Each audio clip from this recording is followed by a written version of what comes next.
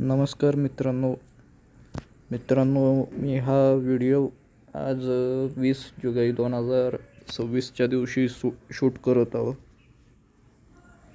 मित्रांनो, माझा हा व्हिडिओ बनवायचा तात्पर्य असा आहे की MSBTने 2026 रिझल्टमध्ये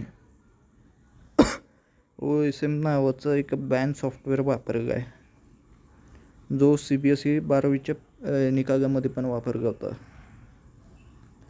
आणि मेन म्हणजे MSBT एवढी बेजबाबदार संस्था आहे की मुलांचे पेपर रिझल्ट पास येत असून फोटोकॉपीमध्ये त्याच्यानंतर मग इव्हॅल्युएशन केल्यानंतर मुलांना 1% मार्क वाढत नाही आहे. आणि मुद्दाम त्यांच्यावर येऊ नये म्हणून त्यांनी 2-3 जणांचे रिझल्ट असे पास लावून दिले.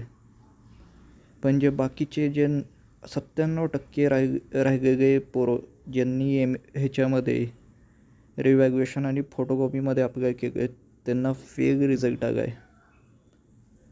त्यातून काही जणांना 1 ते 2 विषय बॅक असून मोजून 1-1.5 मार्काचा फरक येतो आहे, तरी त्यांना MSBTने बॅकलॉग असा लावला आहे.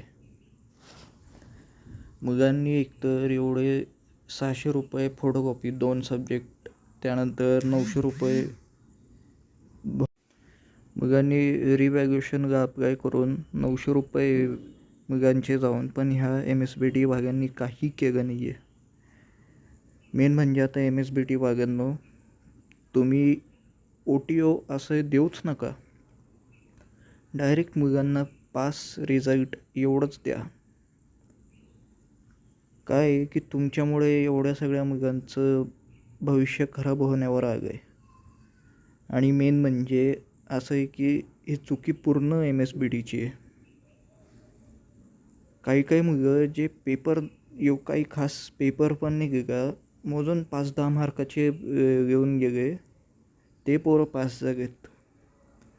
पण जे बाकीचे जे पोरं आहेत जे चांगले पेपर घेतात स्वतःहून बाय ओन वर्ड्स, ते पण करेक्टली घेऊनही त्यांना बॅकलॉग येत आहे. हे तर म्हणजे काहीच्या काही सुरू आहे. अरे असंच जर MSBT वाल्यांना तुम्हाला मी डायरेक्ट बोलतो आहे, काय पैसे घ्यायचे तर पैसे घ्या, पण मुलांच्या भविष्यासोबत खेळू नका. तुमच्यामुळे केवढ्या मुलांना शेवटी मारण्याची वेळ आली आहे. खूप साऱ्या मुलांच्या मग कमेंट येत आहे की आम्हाला मारायची वेळ आली वगैरे, फक्त MSBTच्या चुकीच्या रिझल्टमुळे.